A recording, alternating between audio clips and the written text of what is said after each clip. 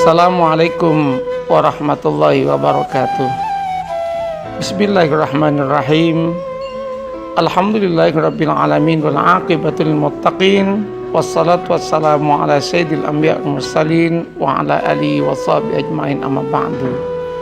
Saudaraku, para jamaah, para santri yang saya hormati, yang saya muliakan, kali ini saya ada kisah untuk disampaikan, direnungkan.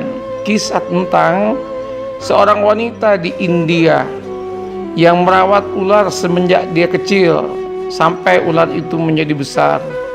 Setiap hari ular ini dikasih makan oleh seorang wanita itu. Setiap hari dirawat sampai ular ini besar. Panjangnya mencapai 4-5 meter panjangnya ular ini. Setiap hari berinteraksi, ular ini interaksinya bagus, lembut sekali, dan senantiasa menyapa dengan gayanya, gaya ular. Suatu hari ular ini ternyata berhenti makan, dan ternyata ini bukan hanya satu hari, berminggu-minggu ular ini tidak makan. Wanita yang merawatnya sejak kecil merasa sedih, menderita. Kemudian wanita ini membawa ular ini ke dokter hewan. Sesampai di rumah dokter, dokternya memeriksa, dan dokternya kemudian berkata kepada wanita ini, "Ibu, ular ini udah berapa lama tidak makan?" Mengatakan berminggu-minggu dokter. "Ibu, apakah ular ini yang setiap malam tidur dengan ibu dan bercanda dengan ibu dengan gayanya, ya ini gaya ular?" "Iya." "Ibu, ketahuilah ular ini sebenarnya tidak sakit. Ular ini hanya mengosongkan isi perutnya, dikosongkan semua karena ular ini akan memakan ibu. Dia sedang mempertimbangkan kapan dia itu bisa memakan ibu.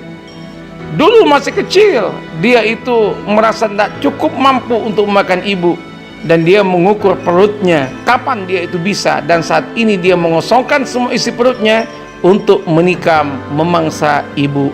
Wanita ini kaget sekali. Kisah sampai di sini, kemudian titik. Apa ini hikmah kisah ini? Ternyata kadangkala orang yang kita rawat, orang yang kita sayangi, orang yang kita bela-bela, pada waktunya bisa jadi adalah orang yang paling depan untuk memangsa kita.